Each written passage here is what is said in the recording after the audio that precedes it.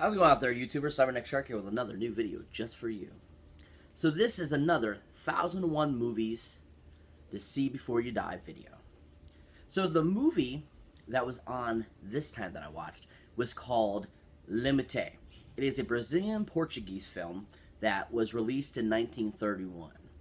Technically, it was actually filmed in 1930, but didn't get released till 1931 in Rio de Janeiro.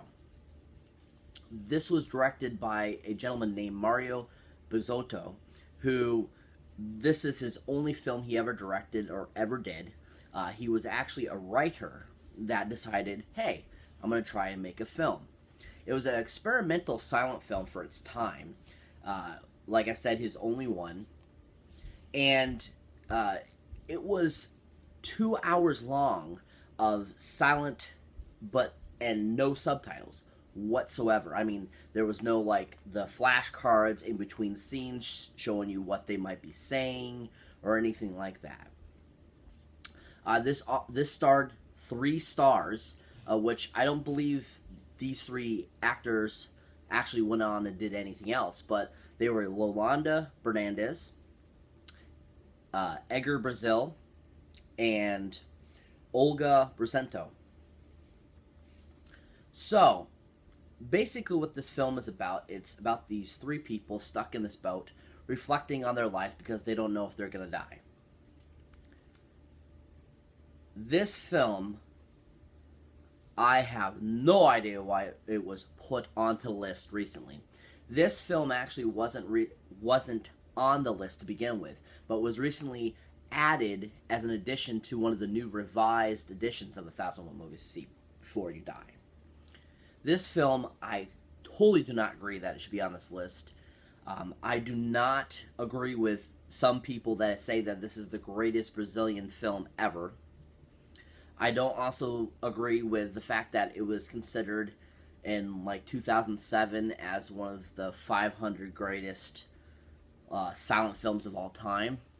Totally disagree with that. This is probably one of the most boring and yet difficult to follow silent films I've ever seen. I've seen quite a few silent films in my time, and a lot of them were fantastic because they either had some sort of little placard card that popped up between scenes saying what the actors or actresses were saying, or even they brought in subtle things that you could tell what they were talking about. This has none of that.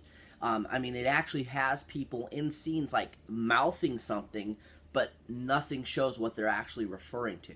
Except for, I'm guessing, when they're talking, they must be talking about when they flash to the new scene of something that happened in the past.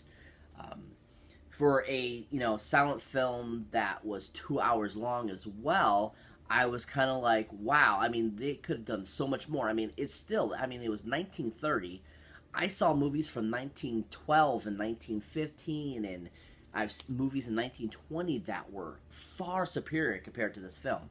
So I completely disagree of this being on this list. I do not recommend watching it. The only thing I can say is if you do watch it, keep an open mind while you're watching it, because I don't know why this is on the list. I totally disagree with it being on the list. 0 golden movie boxes up on this one.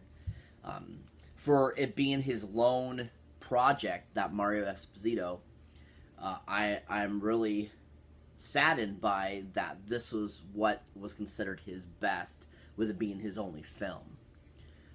Definitely, like I said, if you're going to see it or check it out, because of you wanting to follow this list, go for it. See for yourself, of course.